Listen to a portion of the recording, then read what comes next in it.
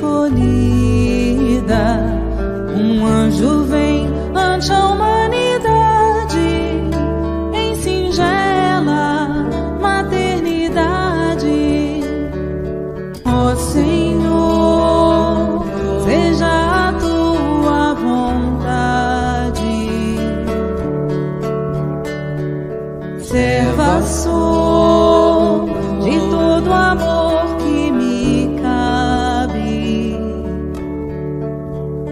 És amiga da verdade, sob a aparição serena, concebente, virgindade, na cidade nazarena. O teu corpo é diamante de longeva evolução.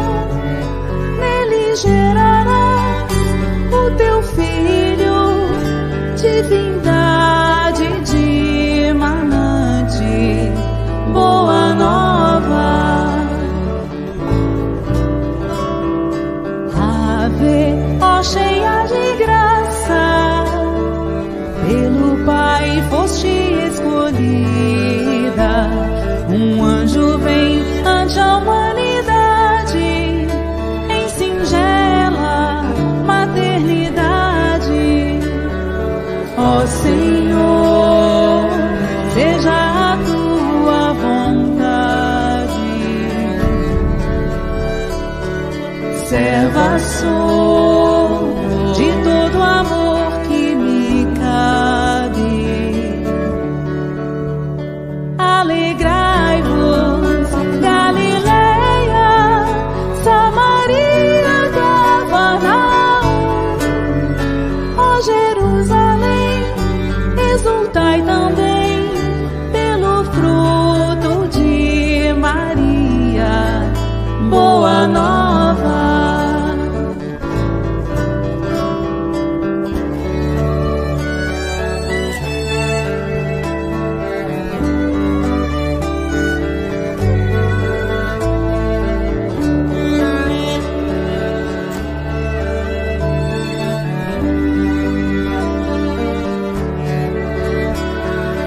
ó Senhor, seja a tua vontade. Serva sou de todo amor que me cabe. O Senhor dará a luz, achaste graça diante de Deus, o teu nome é no céu. Não rejeitarei a taça, bom amigo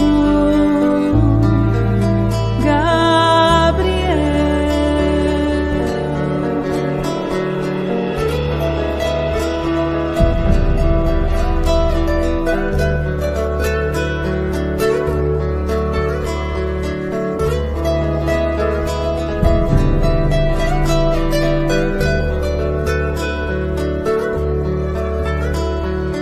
Ó Senhor, seja a tua vontade. Serva sou de todo amor que me cabe. Ó Senhor,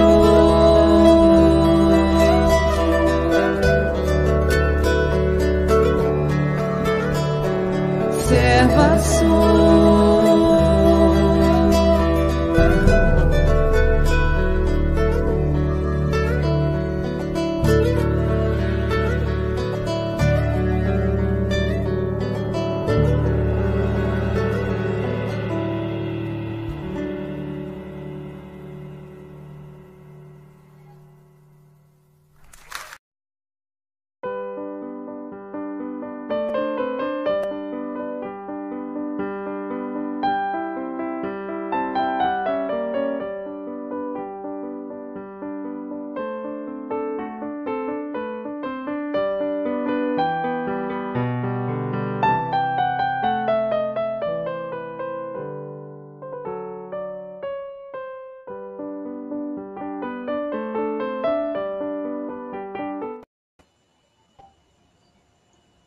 Boa noite a todos.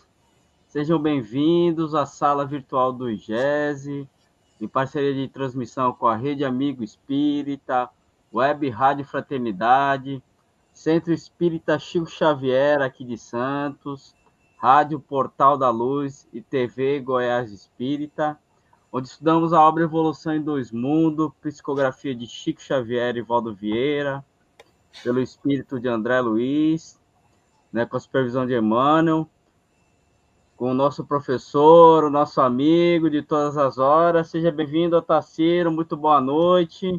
Boa noite também aos novos membros também, que já tem 3 novos inscritos aí nos canais. Boa noite, Ronaldo. Boa noite, Ana. Boa noite a todos os nossos amigos que já estão conosco. E aqui a gente está vendo, ó, temos 3 novos companheiros que se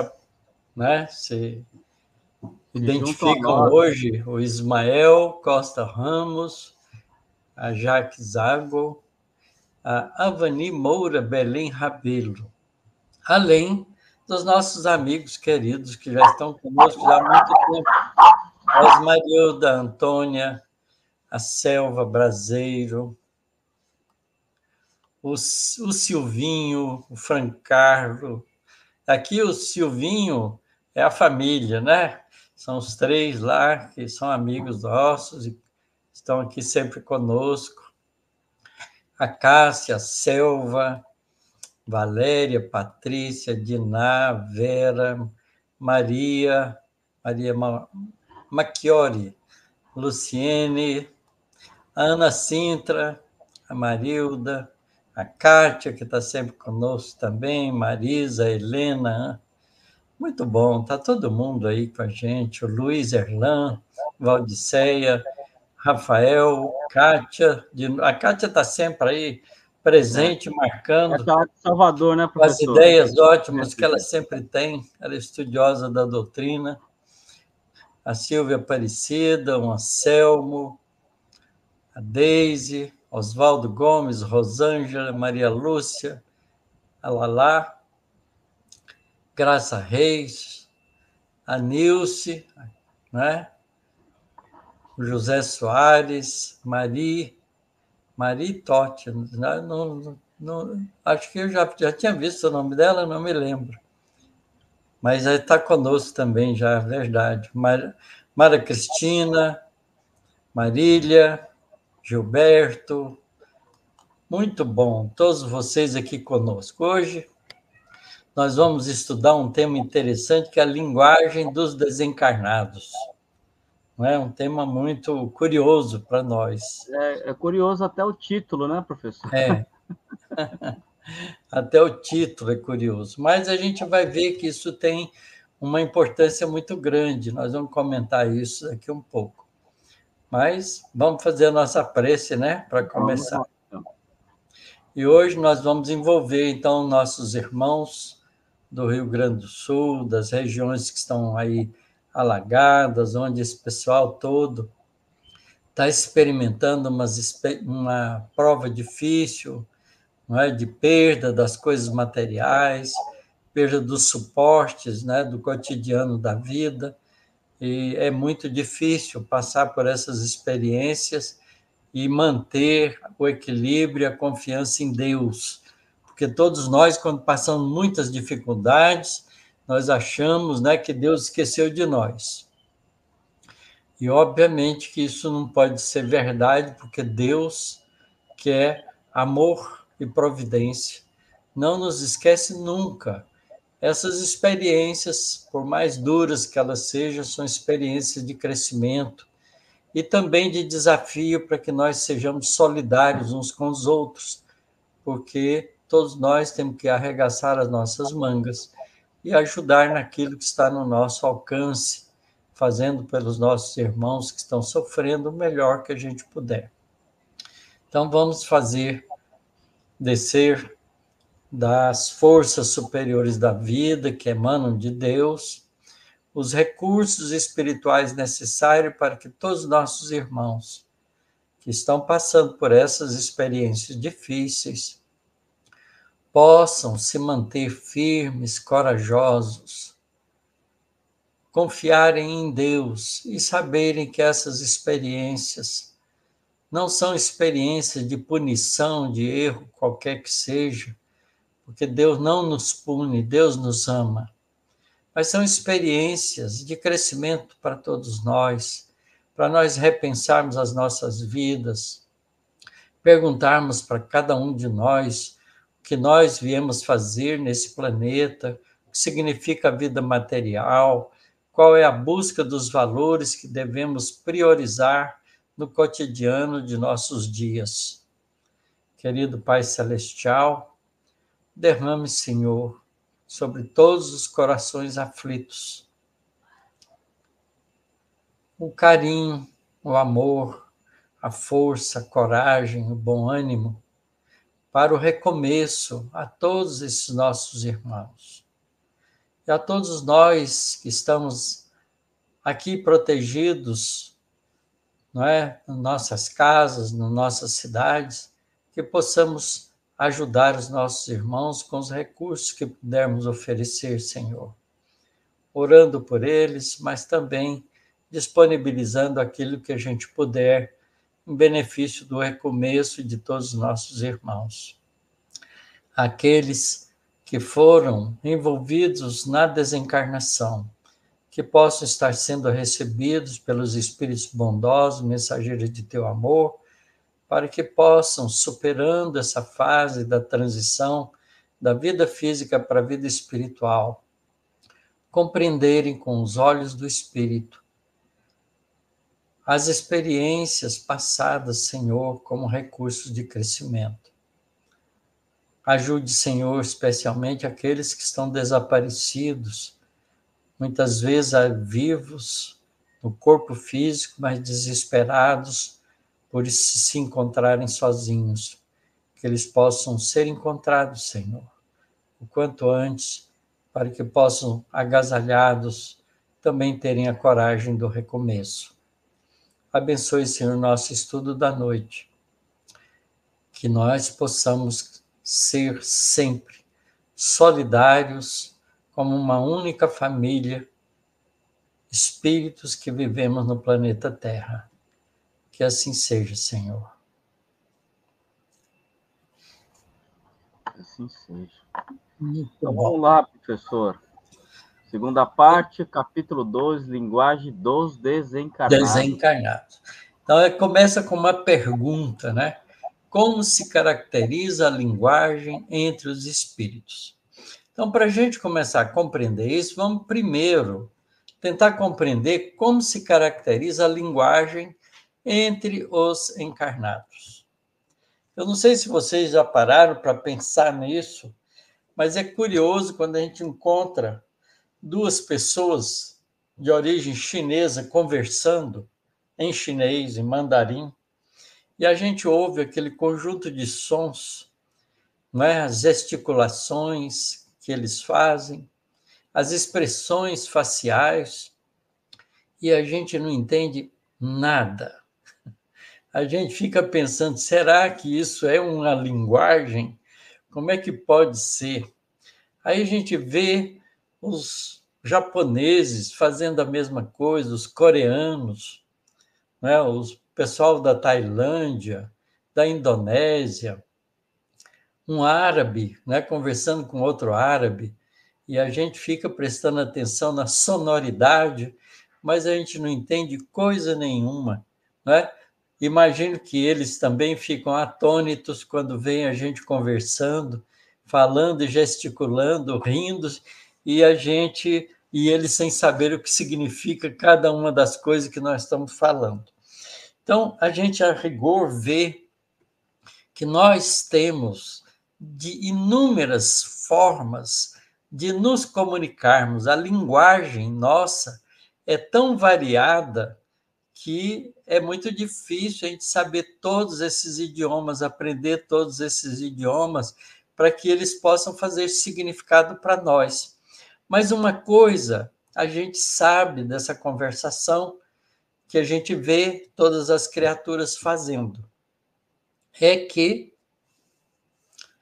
eles estão pensando, imaginando, criando imagens com o pensamento, vestindo essas imagens com o sentimento e expressando isso através de uma linguagem, não é? Que pode ser comum para nós e pode ser estranha para nós.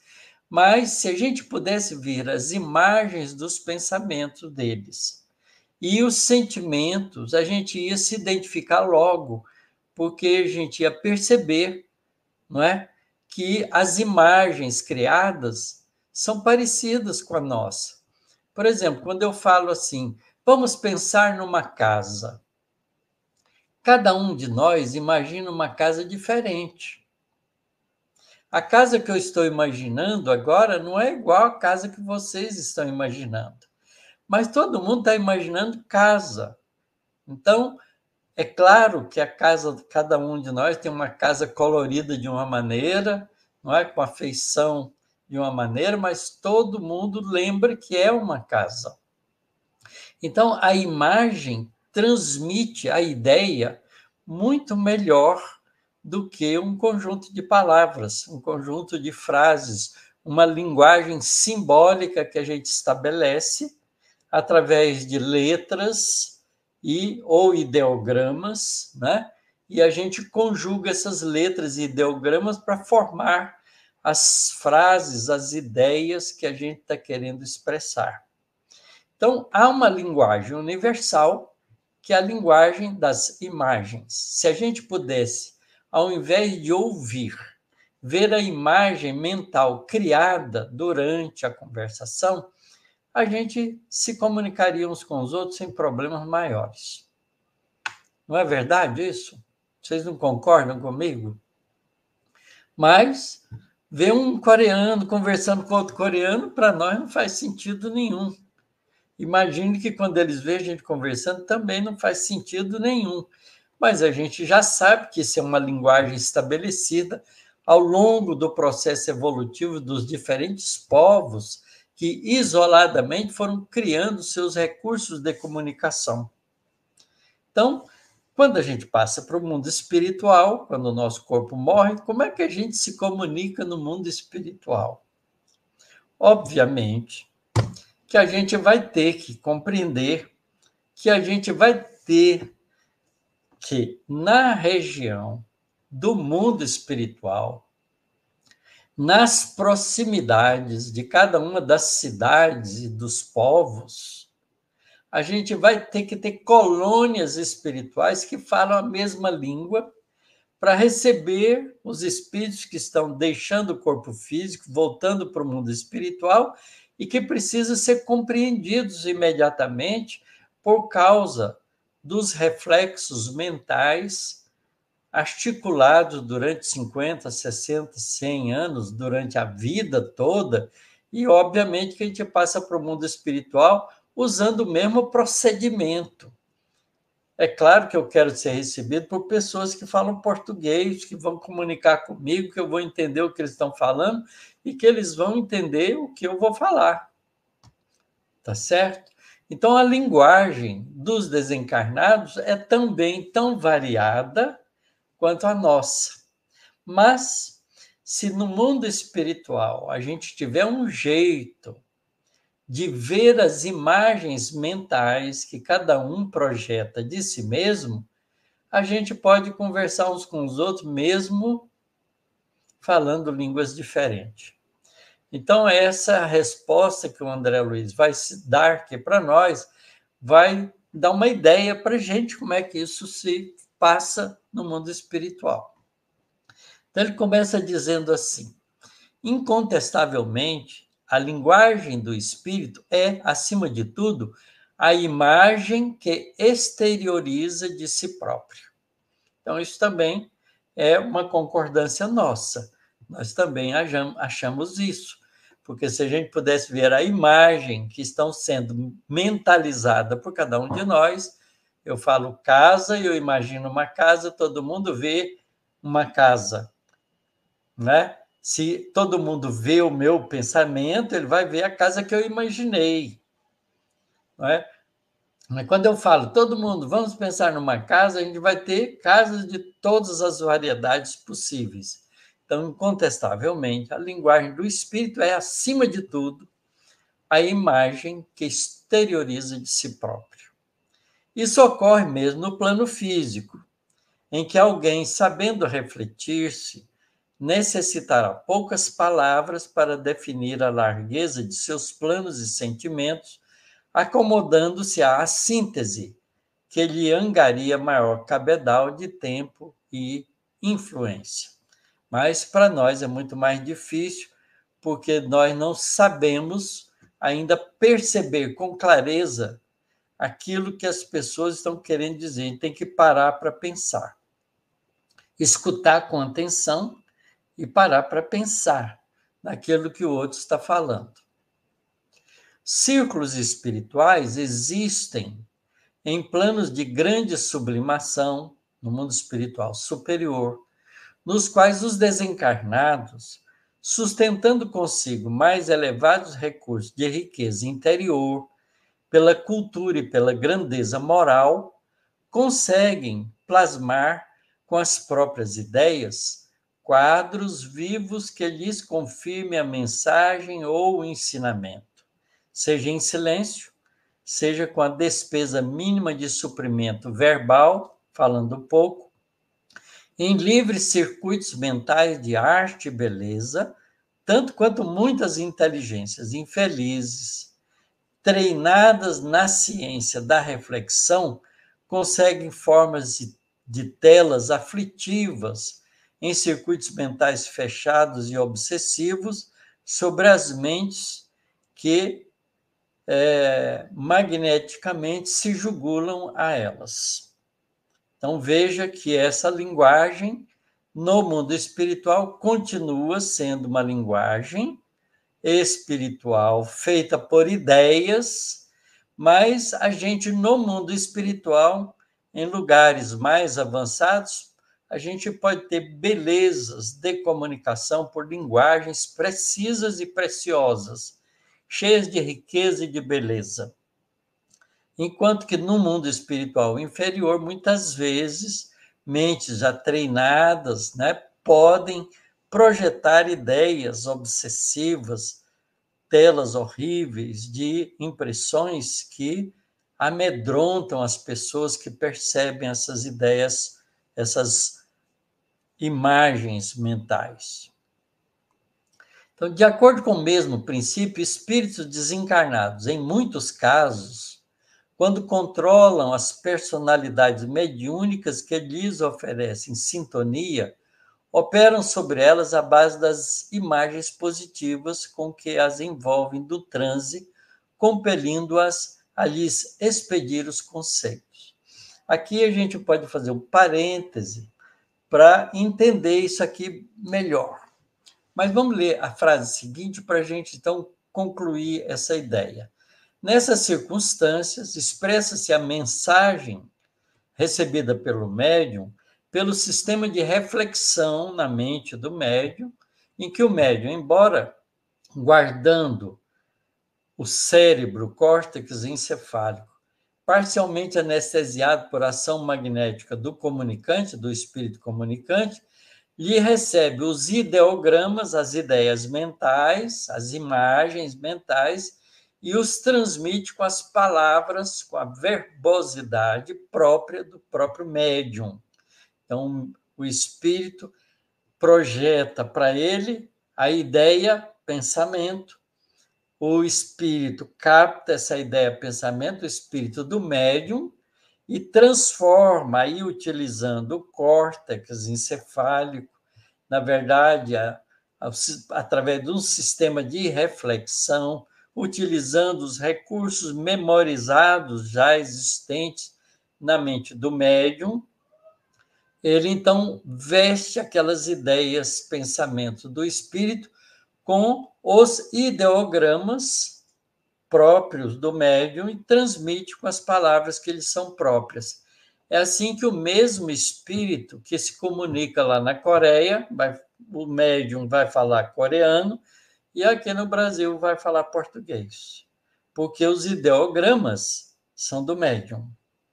Mas a imagem mental é do espírito comunicante. Todavia, não obstante, reconhecemos que a imagem está na base de todo o intercâmbio entre as criaturas encarnadas ou não. É forçoso observar que a linguagem articulada no chamado espaço das nações, que são as colônias espirituais próximas a cada povo, a cada país, ainda possui fundamental importância das regiões a que o homem comum será transferido imediatamente após desligar-se do corpo físico. Então, a gente compreende aqui nesse texto do André Luiz, que é curto, mas é significativo, que a gente não tem colônia espiritual só no Brasil, nosso lar, Colônia Esperança, não é? E todas elas outras aí que a gente vê descritas em algumas das obras espíritas recebidas mediunicamente aqui no Brasil. Mas isso se repete a cada povo, a cada população próxima, a cada das cidades dos seres humanos, das cidades terrenas, nas regiões fronteiriças da região espiritual.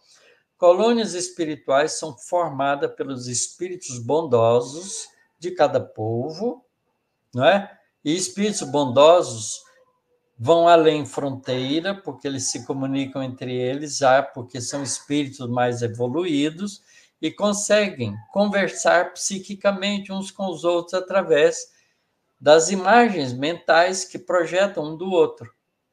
E assim a gente tem um trabalho do bem comum no planeta inteiro dirigido por Jesus. Não é? Não há fronteiras no mundo espiritual bondoso com nações, mas respeita-se as características de proximidade, porque cada uma dessas colônias vão ter que receber espíritos, não é? Que regressam da vida encarnada com a morte do corpo físico para as regiões fronteiriças da realidade espiritual que cada um vive. Então, obviamente, que um espírito que morre, né, uma pessoa que morre lá na Coreia, não vai ser trazido para o nosso lar. Vai ser levado para um nosso lar parecido, coreano, que existe nas fronteiras espirituais do povo coreano. Então, é assim que a gente se comunica no mundo espiritual, respeitando ainda o atraso que a Terra ainda vive, porque nós, como seres encarnados, ainda não sabemos ler a mente uns dos outros para ver as ideias, imagens projetadas e os sentimentos que as ondas mentais carregam. Quando a gente pensa, a gente está pensando numa ideia, numa coisa qualquer que nos interessa, por exemplo, numa música, ou num texto, ou numa ideia, numa frase, né, num pensamento fechado. Quando a gente está pensando isso, a gente cria uma imagem mental, né, que faz vibrar o nosso corpo perispiritual, e essas ondas mentais se propagam no meio espiritual, no fluido cósmico, e outros espíritos com seus corpos perispirituais, que também são vibráteis, captam essas ondas mentais e entendem o significado do pensamento do outro. Quando a gente não sabe fazer isso, a gente conversa. A gente conversa do mesmo jeito que a gente conversa enquanto está no mundo encarnado. Então, a gente já viu, por exemplo, quando o Chico Xavier foi fazer visita aos Estados Unidos, o Emmanuel pediu para ele estudar um pouco de inglês para facilitar a comunicação com os espíritos dos Estados Unidos, porque ele acabou recebendo lá mensagem escrita em inglês. Então, para facilitar o trabalho, ele procurou se esforçar um pouco. O Divaldo muitas vezes recebe comunicações assim também nas suas viagens e palestras fora do Brasil. Então, é preciso que a gente aprenda, não é, devagarinho, não é, línguas que possam nos aproximar uns dos outros. É por isso que há no nosso planeta um esforço grandioso das pessoas idealistas de fazer com que o Esperanto seja uma língua auxiliar para todos os povos. Porque se a gente tiver uma língua auxiliar, né, que cada povo aprende o seu próprio idioma e aprende a língua auxiliar, que é a mesma para todos os povos, a gente pode viajar pelo mundo inteiro se comunicando com todas as pessoas, que vai ter uma língua de contato entre todos os povos. E o Esperanto é uma língua própria para isso, porque ela não tem partido político nem econômico. É uma língua neutra nesse sentido. Mas, infelizmente, a gente já viu que as coisas na Terra são muito complexas. A gente vê, por exemplo, que o inglês é uma língua que está sendo imposta, né, pela hegemonia política e econômica dos povos de linguagem inglesa, Estados Unidos e Inglaterra, especialmente, que quase que forçam a situação de que a gente tem que aceitar a língua imposta por eles, não é uma língua escolhida livremente por todas as pessoas. Então, num futuro mais distante, no mundo de regeneração, a gente vai aprender a fazer isso, enquanto a gente não aprender a ler as ideias mentais projetadas, cada um de si mesmo. Mas no mundo espiritual a gente aprende a fazer isso. Então, a gente devagarinho vai internacionalizando as ideias, porque, afinal de contas, o espírito mais livre é um cidadão cósmico. Ele não é um cidadão da Terra, ele é um cidadão de qualquer lugar do universo. Um espírito livre pode ir para onde quiser, então tem que ter um meio de comunicação universal. E o meio de comunicação universal é o pensamento. E o pensamento é formado por ideias e imagens. Então, é assim que a gente vai ter, num futuro bem distante, a linguagem universal do pensamento. Enquanto isso, a gente vai se virando com a nossa linguagem humana, não é? E transferindo essa linguagem humana para as colônias espirituais próximas a cada um dos povos que habitam esse planeta. Então, é isso que o André Luiz está dizendo para nós nessa lição simples. Certo? Às vezes a gente fica admirado, né, de um espírito, né, que viveu, né, desencarnou numa nação diferente da nossa, mas que às vezes, por algumas circunstâncias, são trazidos para a nossa reunião mediúnica e ele acaba se comunicando falando português, porque, nesse caso, espíritos bondosos intermediários servem de intérpretes para que o médium possa compreender com mais clareza as ideias que o espírito está querendo transmitir, e o espírito também vai ouvir, não é, do espírito auxiliar as comunicações, o diálogo montado pelas pessoas que estão falando língua diferente da dele. Por isso pode acontecer mesmo. Nós já tivemos experiências desse tipo em grupos mediúnicos que nós participamos. Então, é bem isso a linguagem dos desencarnados. E nós, então, podemos conversar a respeito. É uma lição curta, dá para a gente conversar bastante entre nós, com todas as dúvidas e ideias que nós vamos tendo sobre esse tema. Professor, teve um comentário pessoal que a gente combinou a blusa. Vou falar para vocês que a gente não combinou, tá? A gente simplesmente apareceu igual, é o parecido. A primeira pergunta vem do Fran Carlos Fogaça. Na verdade, não é a primeira, mas eu vou colocar aqui, tá, professor? Ele colocou: boa noite, professor. Quem está fazendo essas perguntas a André Luiz? Olha, você sabe que eu também fiz essa pergunta para mim e eu não sei a resposta, porque a gente não tem um esclarecimento disso na introdução do livro.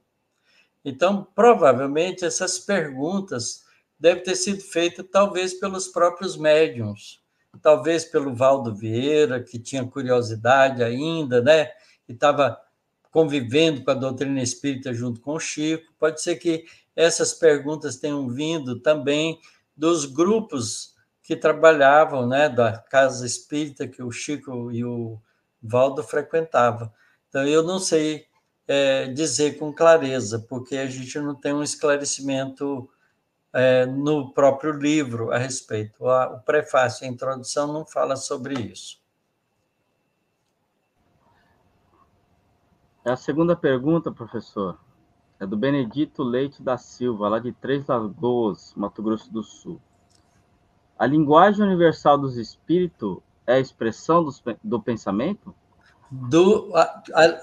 Para falar a verdade, assim, a comunicação que a gente faz uns com os outros é porque a gente pensa, mas a gente veste o pensamento com uma roupagem. Enquanto a gente está no corpo físico e vivendo num dado país, a gente veste com a roupagem daquele país. Por exemplo, aqui no Brasil, a gente veste com a roupagem da língua portuguesa. Se você estivesse na Argentina, você ia vestir com a roupagem da língua espanhola. Se você estivesse na França, ia vestir com a linguagem francesa, e assim por diante. No mundo espiritual, enquanto a gente está ainda condicionado à vida terrena, porque nós somos espíritos que precisamos de reencarnar, e precisamos de reencarnar mais ou menos nos ambientes que a gente está crescendo, evoluindo espiritualmente, então a gente mantém até certo ponto o nosso idioma no mundo espiritual. Mas, lentamente, a gente vai aprendendo a entender a linguagem do pensamento, que é a linguagem universal do universo inteiro, não só da nossa galáxia, mas de todas as galáxias. O pensamento é a expressão de comunicação do princípio inteligente, já, né, na posição de pensar continuamente, que é o espírito, como nós somos. Então, o pensamento é a linguagem universal. Mas isso não significa que você vai chegar lá em nosso lar. Suponha que você desencarne e é levado para o nosso lar. Você não vai chegar lá e vai conversar com as pessoas em pensamento, porque você não sabe fazer isso. Você vai chegar lá e vai conversar com a sua boca, falando, né? Você não vai saber qual é o mecanismo disso que está se propagando lá, porque é diferente o ambiente em que você está. Mas você vai ter a sensação que está falando, as pessoas estão te ouvindo e estão te respondendo, e você vai ouvi-las.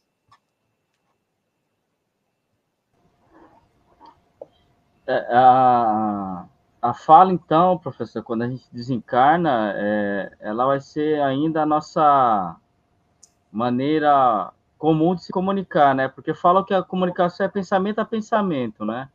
Geralmente desencarnados. Mas lá a gente vai ter que falar, assim como a gente vê no... Como a gente faz aqui. Como a gente faz aqui. Só que lá, não é? A nossa fala não se traduz por uma onda sonora no ar, porque você está numa colônia espiritual que pode estar fora da atmosfera terrestre. As colônias espirituais não precisam estar na nossa atmosfera. E depois nós não temos um aparelho no corpo perispiritual que impulsiona as coisas do ar, que são estrutura atômica da matéria, né? O ar é constituído de nitrogênio, molécula de nitrogênio gasoso, é N2, 2 átomos de nitrogênio faz uma molécula de nitrogênio, né? De oxigênio, O2, de dióxido de carbono, CO2, tá certo? Então, o nosso ar é constituído de uma mistura de gases, que são atômicos, são moleculares. No mundo espiritual, o perispírito não é constituído, não é feito de estrutura atômica. Ele não é material como é o nosso corpo. Portanto, mas ele é feito de fluido cósmico, modificado pela ação do espírito, não é? E esse corpo é vibrátil, e ele então cria ondas mentais no fluido cósmico universal, e as pessoas ouvem e veem, não é? Com a percepção do perispírito. O perispírito continua o perispírito nosso tem a mesma forma do nosso corpo físico. Então, a gente tem a sensação de que está enxergando pelo olho e tem a sensação de estar falando pela boca e ouvindo pelo ouvido do mesmo jeito. Só que a estrutura de funcionamento, a física, vamos dizer assim, a física do mundo espiritual é outra.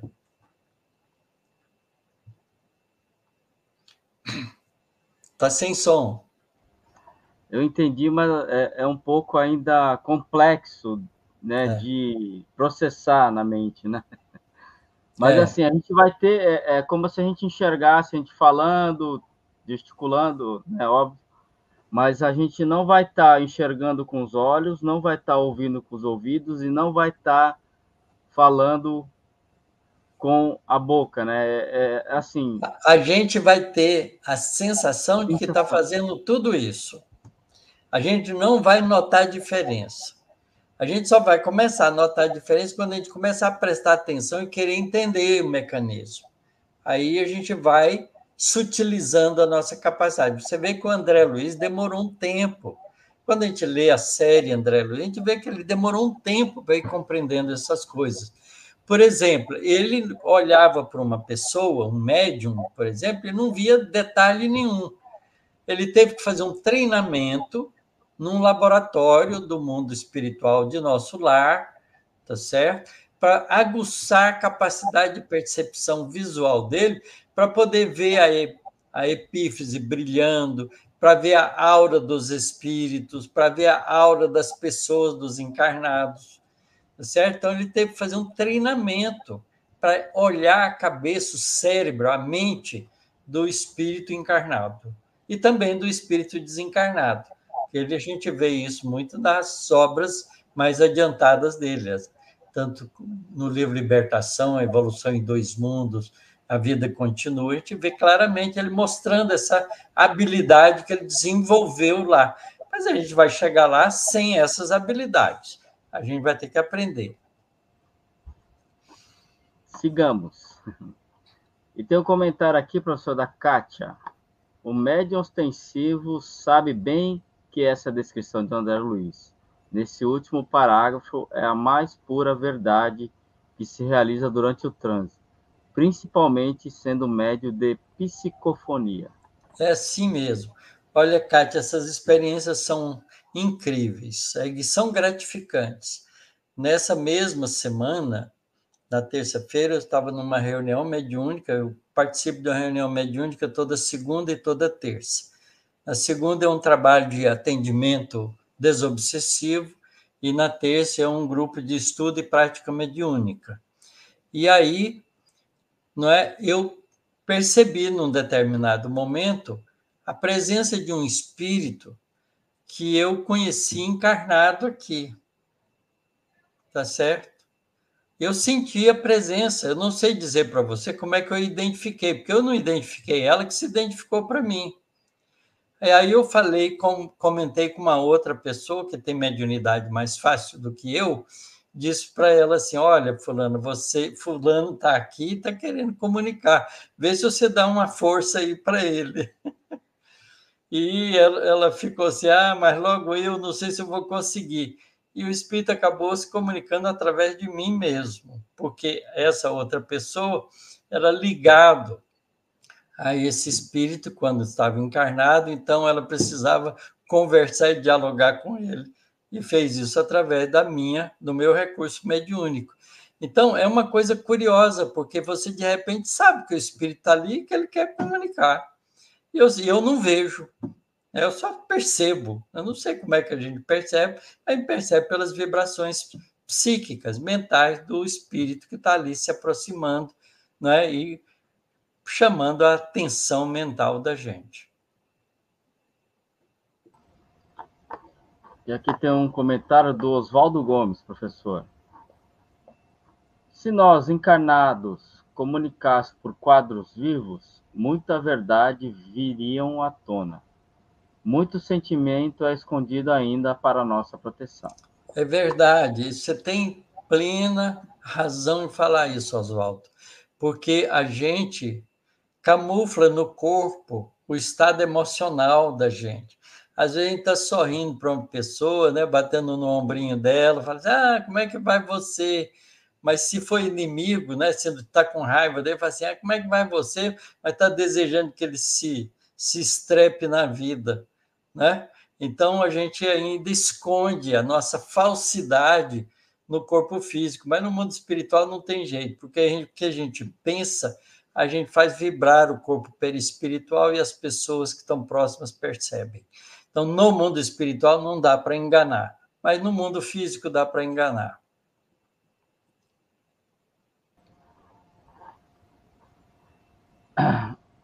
E aqui, professor, o Fancalo comentou, eu ia perguntar sobre Esperanto, Dankon.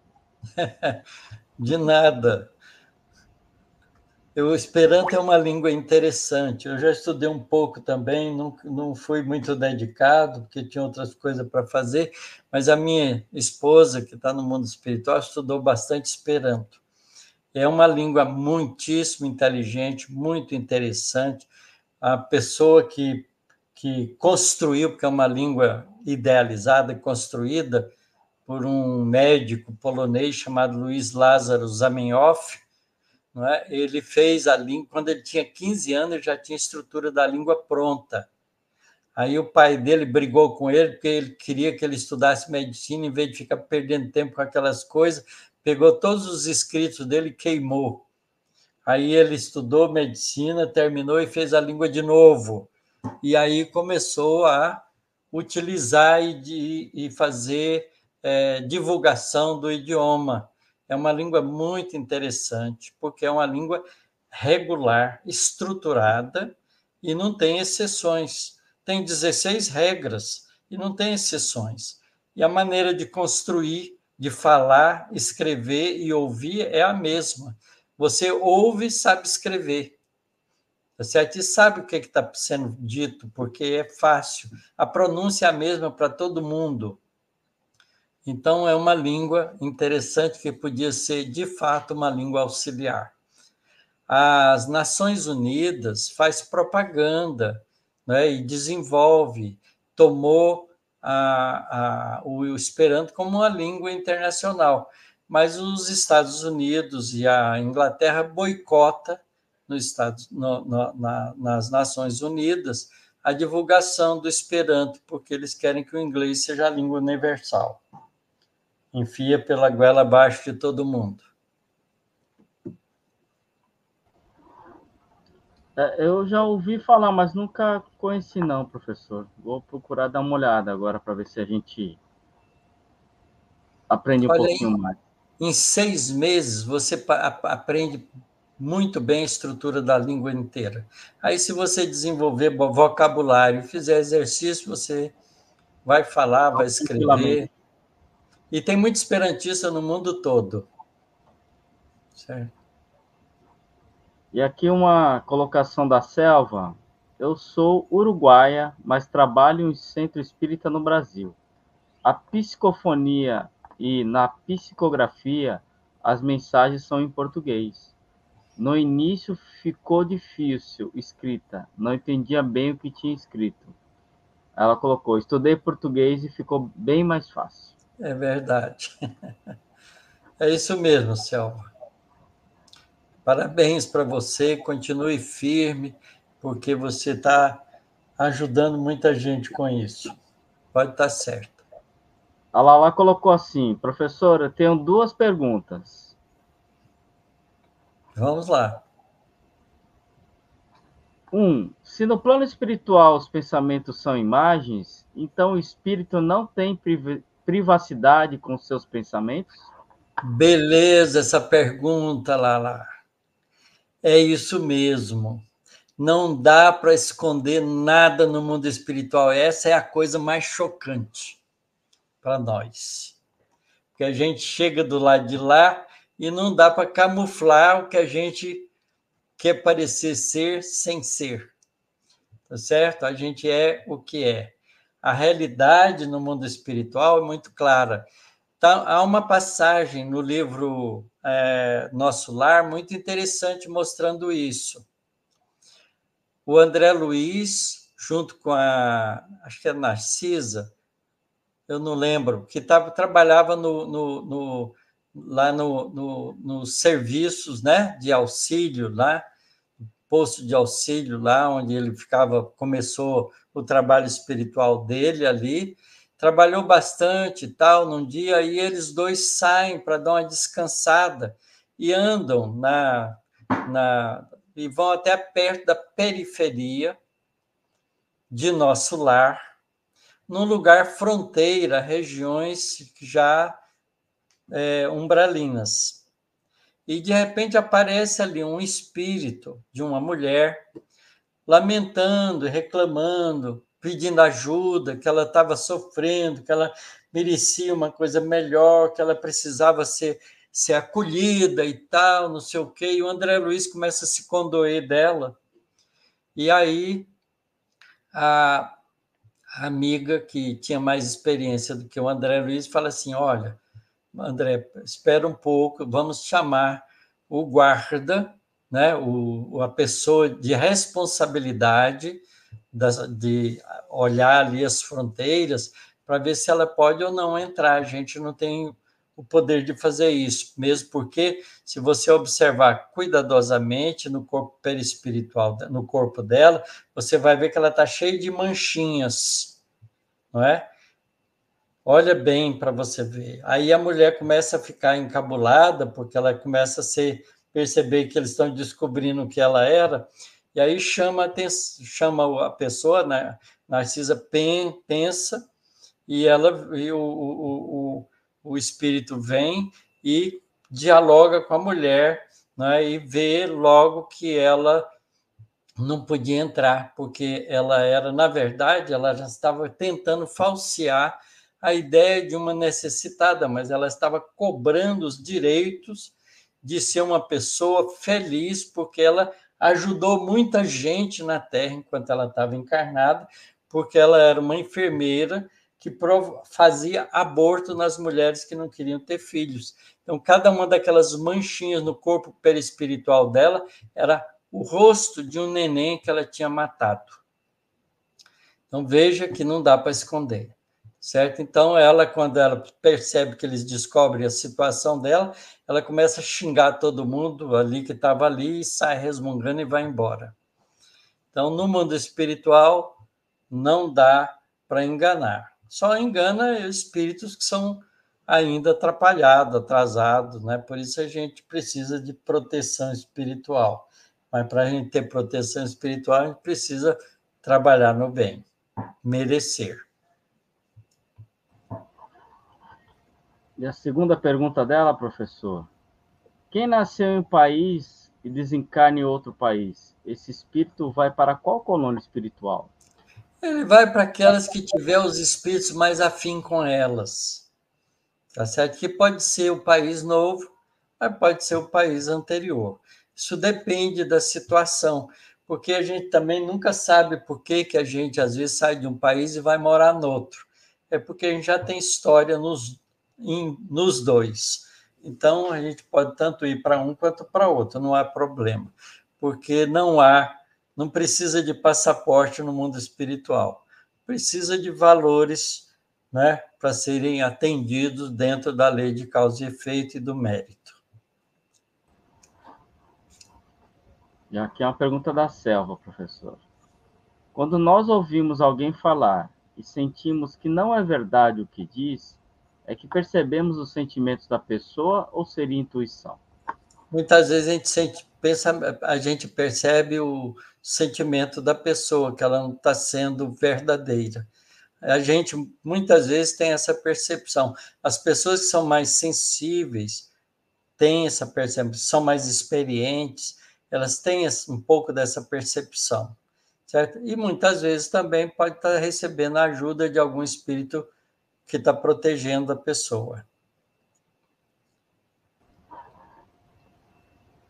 E a Ana Cinta colocou um comentário: sempre ouvi dizer que o Esperanto era a linguagem dos espíritos. No estudo de hoje ficou mais claro. É interessante, a Ivone do Amaral Pereira, essa médium brasileira que trabalhou, escreveu tantos livros bons, ela era esperantista e ela mantinha intercâmbio não é, por carta, com vários esperantistas de outros países. A minha esposa também, ela mantinha contato com esperantistas de outros lugares do Brasil. E tenho aqui alguns amigos que são estudiosos do Esperanto que também mantêm, né? Inclusive, uma vez eu fui numa reunião com a minha esposa de grupo esperantista que recebeu uma senhora, né, que veio da Armênia para cá e foi recebida pelos esperantistas. Eles conversavam todos em Esperanto. E eu entendia alguma coisa, porque eu estudei um pouco de Esperanto, mas não entendia tudo, não. Mas foi ótimo. Depois a gente recebeu também um finlandês, né, que era esperantista. Ele veio aqui para São Carlos, foi recebido pelo grupo esperantista e teve uma reunião com ele. E foi muito interessante, porque a gente aprende, né, coisas dos países através da língua Esperanto, que é muito mais fácil de estudar e de compreender. Eu colocar aqui que a Cleusa não teve dificuldade. Aqui, ó. Sua esposa não teve dificuldade em se comunicar no mundo espiritual. Ela era muito comunicativa e estudiosa. Imagino que não. E a Diná colocou aqui: ajudantes de Maria de Nazaré são hindus, espanhóis, de todas as raças. Informação do livro Memórias de um Suicida. É verdade. A gente está estudando esse livro no nosso grupo de terça-feira, e é assim mesmo, né? São espíritos de vários lugares que se concentram ali no trabalho junto com Maria de Nazaré, que cuida dos espíritos que cometeram suicídio na Terra de todos os países. Não é só do Brasil, não, nem só de Portugal. E a Kátia colocou uma colocação aqui, professor. Em meus sonhos, a linguagem é pelo pensamento. Eu mesma não verbalizo com palavras. Beleza, você já está pronta para ir para o mundo espiritual. Ótimo, Kátia. Eu ainda me sinto conversando. E ela colocou aqui: eu participo de uma, deve ser reunião mediúnica, fazem quase 40 anos. Já tive experiências ímpares e mágicas. Sempre vejo, antes de tudo, as imagens dos espíritos, dos ambientes onde se encontram. Você tem percepção visual para isso, né? Visão de clarividência, visão no diencéfalo, visão no cérebro, lá dentro, né? Com os olhos. E eu, às vezes, percebo, mas não é sempre, não.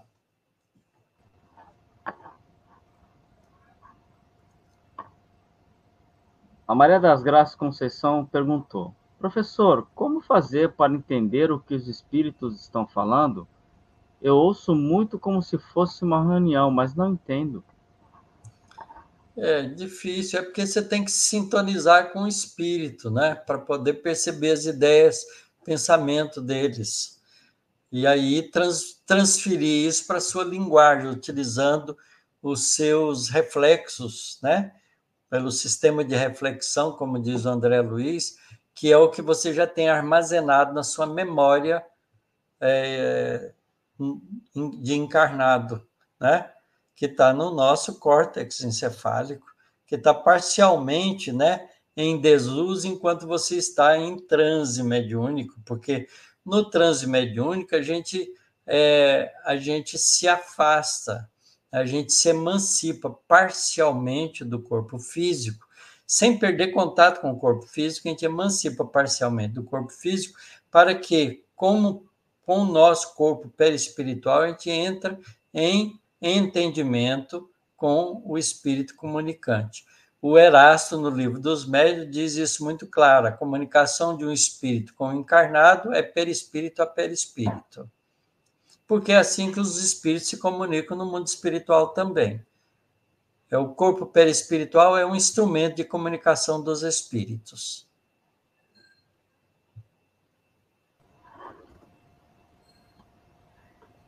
E aqui uma pergunta da Selva.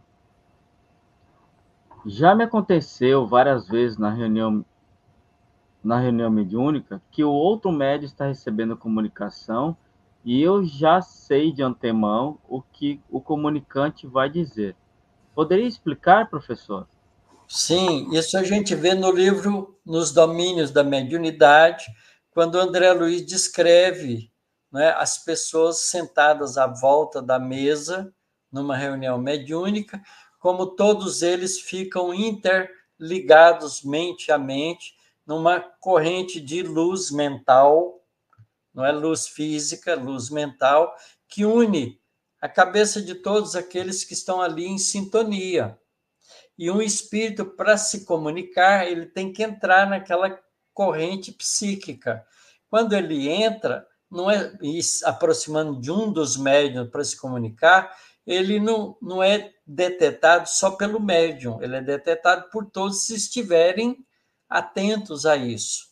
Então, tem alguns que têm mais percepção do que outros que percebem as ideias do espírito comunicante também junto com o médium, só que não pode interferir, tem que ficar ali atento para ajudar.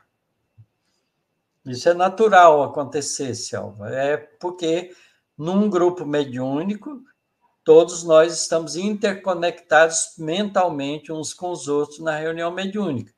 É claro que aquele que não está, porque não cuidou, né, teve lá suas diferenças durante o dia, durante a semana, e chega, né, não muito preparado para a reunião mediúnica, os espíritos isolam mentalmente ele, para ele não atrapalhar a corrente mediúnica, a corrente psíquica dos médiuns que estão ali em contato no trabalho mediúnico. A Alba colocou assim: estou na escola de médios tem uns 6 anos. Desenvolvi para dialogar. Agora que estou começando a treinar a psicografia. Ótimo, que bom. E dialogar com os espíritos é uma experiência muito enriquecedora, porque a gente aprende também a conversar com as outras pessoas na rua com respeito e dignidade, né? Porque quando a gente está na reunião mediúnica, a gente fica todo cheio assim de atenção, de acolhimento com o espírito comunicante, e nem sempre a gente está fazendo isso no mercado. Então, a gente vai treinando na reunião mediúnica para fazer isso também em qualquer lugar que a gente tiver.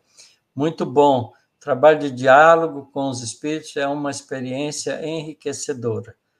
E também participar como médium de psicografia ou psicofonia também é sempre enriquecedor.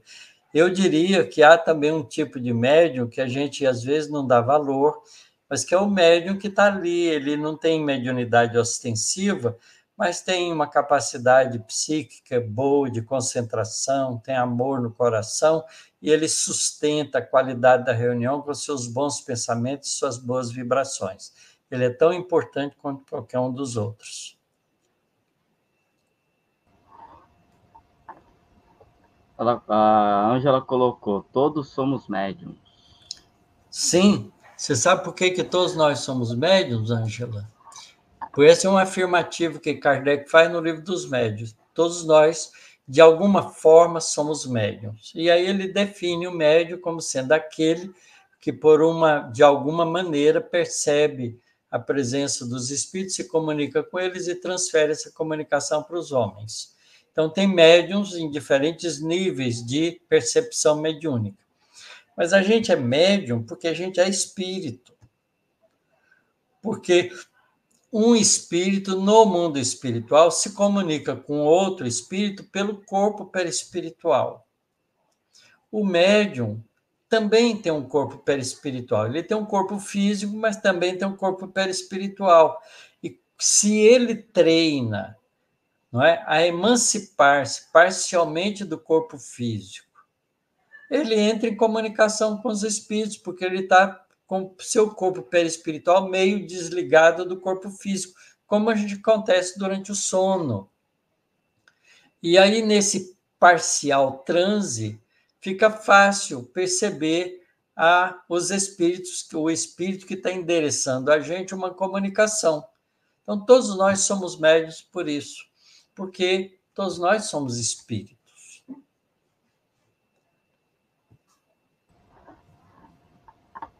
Professor, não tem mais perguntas nem comentários. A Kátia aqui me avisou aqui, ó. Ronaldo, tem a segunda pergunta da Lala, mas o professor já respondeu, que é aquela questão, né, quando desencarna em outro país, para que colônia vai? O professor já respondeu. A gente não pode dizer qual, mas ele vai para alguma delas onde ele tiver mais espírito afim que possa recebê-lo. E aqui chegou uma pergunta agora do Frank Carlos. Como posso chegar no mundo espiritual sem envergonhar quando me ver no espelho? Treinando isso aqui enquanto encarnado, sendo verdadeiro e honesto consigo próprio. É isso que eu tento fazer comigo. Porque veja bem, os espíritos já nos veem como nós somos. Tanto os espíritos bons que visitam a nossa casa, pelo esforço que nós estamos fazendo de viver melhor, tanto quanto os espíritos que têm inimizade conosco, que também vêm nos ver. A gente vê isso claramente no livro E a Vida Continua, do André Luiz. O André Luiz descreve a vida de algumas famílias e os espíritos envolvidos com elas. Então, a gente vê claramente isso. Então, o jeito é a gente ser honesto com a gente mesmo, não ficar querendo parecer uma coisa que a gente ainda não é. Então, quando eu falo para vocês, olha, gente, calma comigo, eu sou ainda um cara muito orgulhoso, tenho ainda minhas dificuldades, meus defeitos, vocês podem pensar que eu estou sendo modesto. Eu estou sendo verdadeiro, eu sei o que eu sou. Então, eu não vou chegar lá no mundo espiritual dando uma de bonzinho, porque eu sei que eu não sou. Eu sei o meu lugar. Então, eu vou humildemente chegar lá e aceitar o que eles derem para mim, porque é o que eu mereço.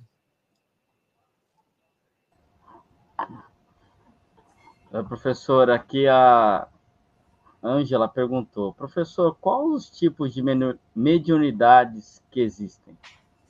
Existem vários tipos mediúnicos. O livro dos médiuns também cita várias delas, né? Então, a gente tem médiuns, por exemplo, de percepções intelectuais e médiuns de percepções físicas. Né? E essa divisão é a divisão didática, porque às vezes o médium tem as duas. Então, os médiuns de percepções psíquicas são os médiuns que escrevem, né? Que falam, que veem, né? que sentem o sentimento dos espíritos. E os médiuns de efeitos físicos são aqueles que doam recursos, energia do corpo físico para que os espíritos façam ações mais físicas, como, por exemplo, materialização, transporte de objetos, cura, não é? Por exemplo, melhorar um órgão que está doente numa pessoa doente, estimular células a se recuperarem, que estão enfermas ali, tem células que estão morrendo, que estão doentes, recuperar essas células. Os espíritos podem usar a energia do médium para fazer isso, mediunidade de cura. Então, tem vários tipos de mediunidade. Na verdade, os espíritos utilizam a gente para tudo, né? Porque a gente, por exemplo, eu faço muita palestra, então eu sou uma pessoa que eu conto com os espíritos quando eu estou fazendo palestra.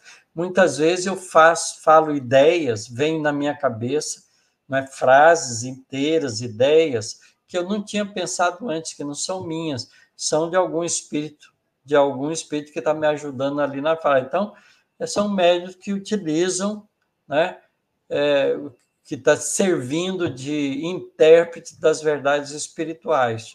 Então, há muito tipo de mediunidade mesmo, né? E ela é cheia de nuance, porque não tem dois médiuns psicógrafos que sentem igual. Cada um sente com seu próprio sentir. Então, há uma variação muito grande da percepção mediúnica. E aproveitando essa colocação do senhor, professor, o José Luiz Arantes, ele perguntou, professor Otacílio, a psicografia vem por merecimento do encarnado ou do desencarnado? Olha, a psicografia vem, na verdade, de uma necessidade ou de um esforço pessoal, né? Por exemplo, se você, né, faz treinamento, você pode desenvolver, a gente pode desenvolver na gente qualquer tipo de mediunidade, só que esse desenvolvimento não é tão rápido quanto a gente acha que pode conseguir, porque depende já da nossa história. Então, alguns de nós já têm facilidades para um tipo de mediunidade mais do que para outro, por experiências anteriores. mas a gente vai desenvolver todos os recursos de comunicação com o mundo espiritual, porque esse é o nosso caminho. À medida que a gente vai evoluindo, o Chico tinha um monte de facilidades mediúnicas, até de efeito físico ele participou, né? Ele psicografava com as duas mãos 2 assuntos diferentes, porque os espíritos controlavam, né? Entravam em sintonia com ele, né? Pegava parte das habilidades dele, um escrevia uma parte, o outro escrevia outra ali simultâneo. Então, o espírito vai treinando isso. A psicografia é um treinamento também. Você tem que ir para a reunião mediúnica, não é? Estudar a doutrina, ter um comportamento adequado para atrair a atenção dos espíritos bondosos. E, durante a reunião, pega um papel, um lápis e fica ali. A hora que der vontade de escrever, escreve. Não fica preocupado se sou eu ou se não sou eu que estou escrevendo. Escreve. Porque se você ficar querendo ter a certeza absoluta que é você não vai escrever nada. Você tem que disparar o processo, certo? E à medida que você vai treinando, vai ficando cada vez mais fácil. Quando você vê, sua mão está funcionando sozinha e as ideias estão chegando, você está escrevendo no papel. Isso é treino, é desenvolvimento, é educação mediúnica. E a Júlia aqui, professor, fez uma colocação. Devemos educar os nossos pensamentos, porque emana vibração e impregna fluidos. Se pensamos o bem, caminhamos com características do bem. Se pensamos o mal, a ausência do bem, também estará o mal.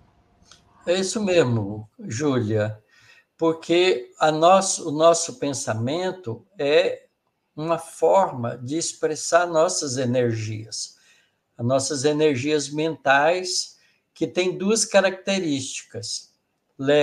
Carrega a ideia e carrega o sentimento. Então, se o nosso sentimento é altruísta, nossas ideias são boas, não há por que a gente não entrar em sintonia com espíritos bondosos que vão utilizar dos nossos recursos para fazer o bem. E a gente nessa circunstância, a gente passa a ser cooperador do bem. Do mesmo jeito que se a gente ficar pensando coisa ruim, com sentimento ruim, a gente vai ser intermediário de espíritos que quer prejudicar outras pessoas e vai utilizar a gente. E a gente fica com o compromisso do erro, da cumplicidade do erro com aquele espírito que sugere essas ideias para a gente. Então, é a nossa conduta moral que seleciona o espírito. Tem a última pergunta aqui, professor, da Silvia Aparecida Servo. Isso, Silvia. O que seria... Amiga Silvia, lá de São José do Rio Preto. Ah, legal. O que seria mais difícil, reencarnar ou desencarnar? Olha, Silvia, isso depende das condições em que o espírito se encontra. A desencarnação de espíritos que estão magoados, com raiva, são muito difíceis. Mas a desencarnação de espíritos que cumpriu o trabalho é muito fácil. A reencarnação, ela é mais complexa para um espírito que tem mais consciência, porque a gente fica com um frio na barriga, se eu posso dizer assim, porque a gente sabe que vai, né, nascer na Terra, esquecer do mundo espiritual e tem que cumprir os propósitos que a gente promete para a gente mesmo no processo reencarnatório. Então, ali no livro Missionários da Luz, quando a gente acompanha a reencarnação do Segismundo, a gente vê a dificuldade dele, não é? Porque ele tinha medo de falhar, né, de cometer erros. Então, essa insegurança da gente é muito, muito presente no processo reencarnatório.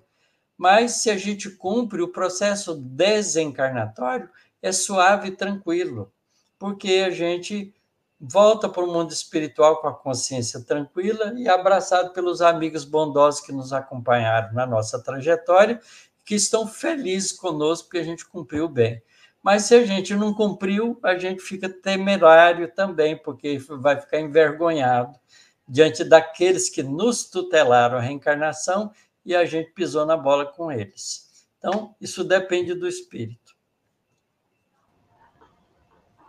Professor, não temos mais perguntas aqui no chat, mas aqui a Diná está dando um comunicado para nós, que amanhã ela verá o professor na palestra em Araraquara, no Consolador, às 15 horas. Depois poderão assistir no canal do YouTube. Isso. E aí a Kátia já pergunta, grata, Diná, qual canal no YouTube? Pronto, Diná. Agora dá a notícia inteira. Se eu não me engano, é o canal do Consolador, né, professor? O Mas acho que Consolador de eles não Araraquara. transmitem ao vivo, né? Eles postam depois, né? Eles postam, parece que gasta. A palestra de sábado é postada, acho que na segunda ou terça-feira, por aí. Então, tá bom, vamos ficar atentos. Aí, qualquer coisa, sexta-feira que vem, a gente traz notícias. Tá, Então, o joia. pessoal que já está dando uma boa noite a todos, um lindo Dia das Mães, a todas as meninas e mães dos meninos. Isso. E na próxima a gente vai ter corpo espiritual e volitação. Não é isso? É. Corpo espiritual e volitação. É isso mesmo, professor. Como é que a gente se locomove no mundo espiritual?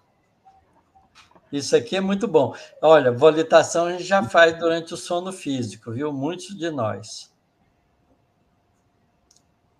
Vamos aprender um pouco mais. Vamos ver se a gente consegue. Aqui a gente não tem jeito de volitar, não, professor.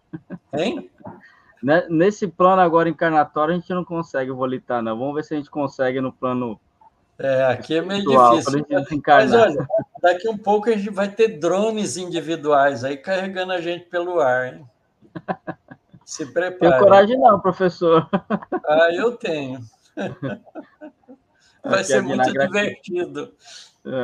Gratidão, muitas bênçãos a todas as mães de estudo, gratidão. Um feliz Dia das Mães para as mães todas do grupo aí no domingo. A Ana, ela pediu, Ronaldo, vamos passar a ave, porque a ave representa Maria, né, essa música, e é uma homenagem a todas as mães. Chegou uma pergunta aqui, professor, dá tempo de responder? Da Jô Cavalcante. Professor, mediunidade em desenvolvimento suspensa, em desenvolvimento suspenso, deve ser, como retomá-la? Na verdade, Jô Cavalcante, a mediunidade não fica suspensa. Você pode ficar inativa, né? Não querer participar de trabalho mediúnico, né? Se você já tem alguma mediunidade em desenvolvimento, então você deve frequentar um grupo sério e exercitar a mediunidade. Mas o médium não é médium só na casa espírita, ele é médium em casa, médium em qualquer lugar. Tá certo? Porque ele pode sentir a presença dos espíritos e ter um comportamento adequado, né, para poder ajudar em silêncio, sem dar manifestação mediúnica pública. A gente não precisa fazer isso. Mas a mediunidade tem que voltar para o grupo, continuar trabalhando, não é? Fazer o esforço de retomar o trabalho.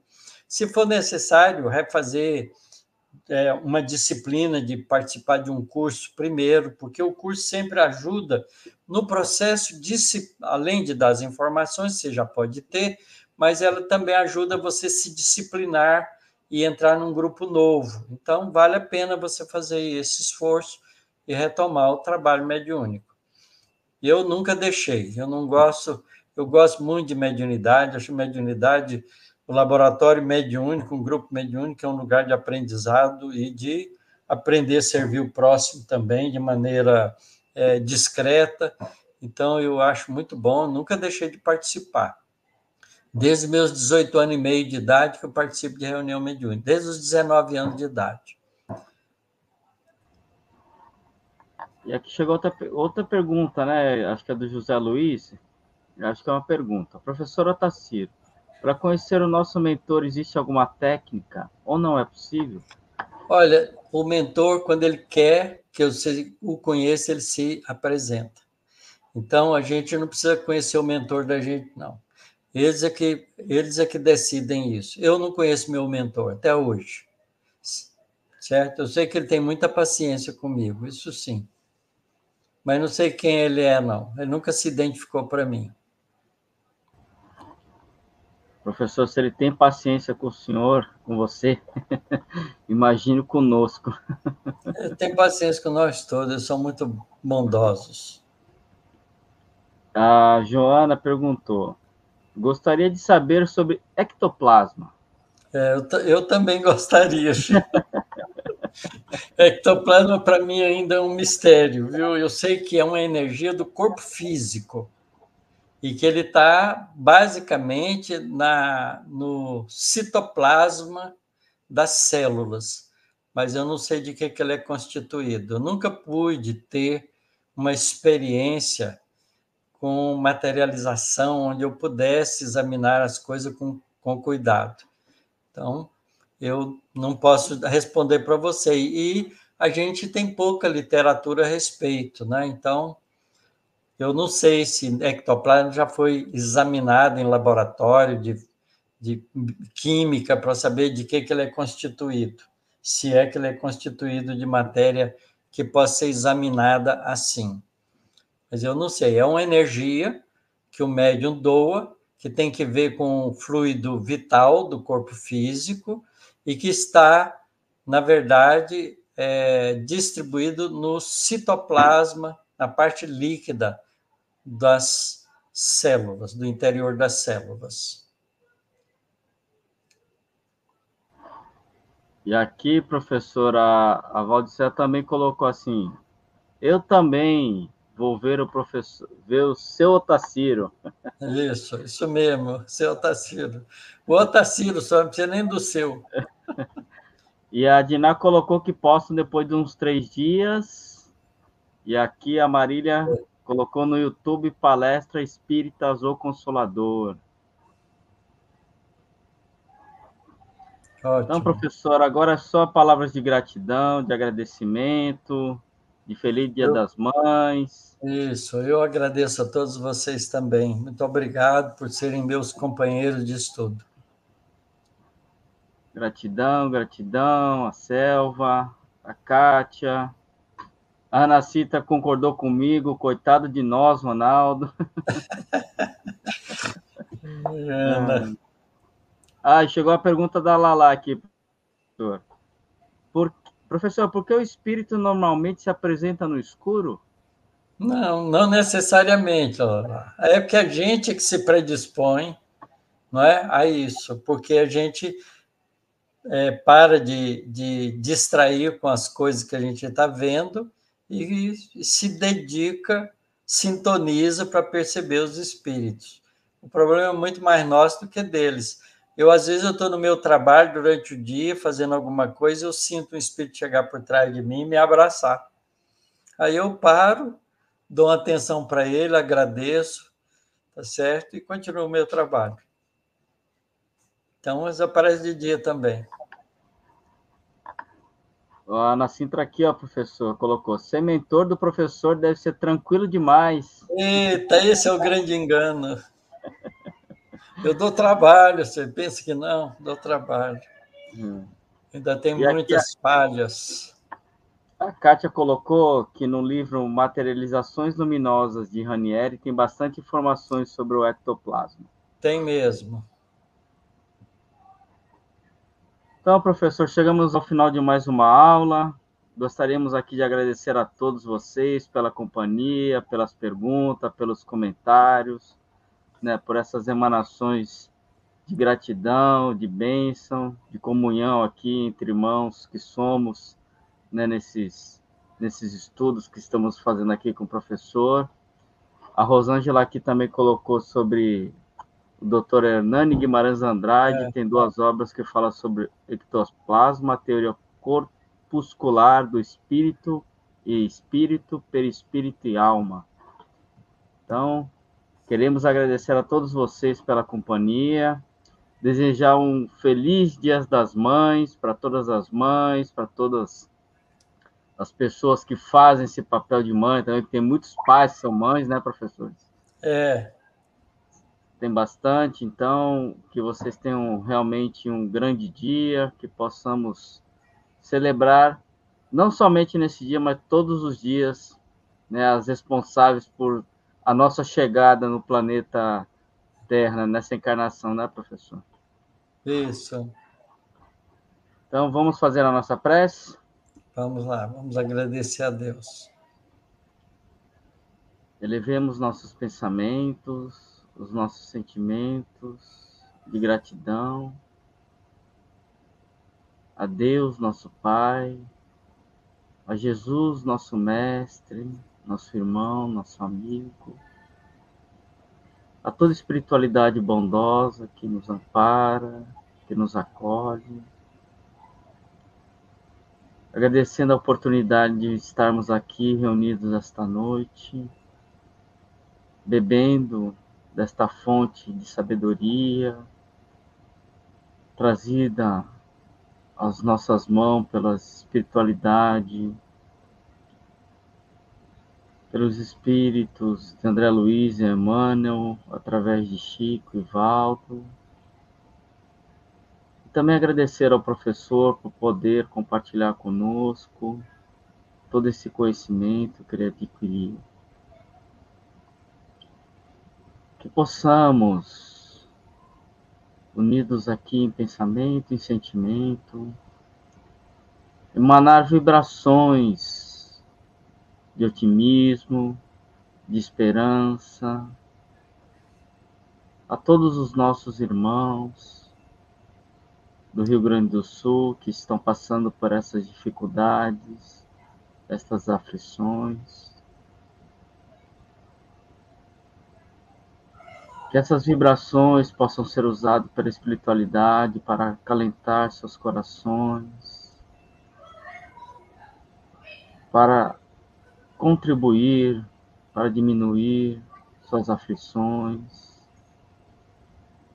e que eles possam, assim, continuar a seguir o rumo, encarnado ou desencarnado, mas que possam manter a confiança em Deus, nosso Mestre amado, pois sabemos que tudo está certo,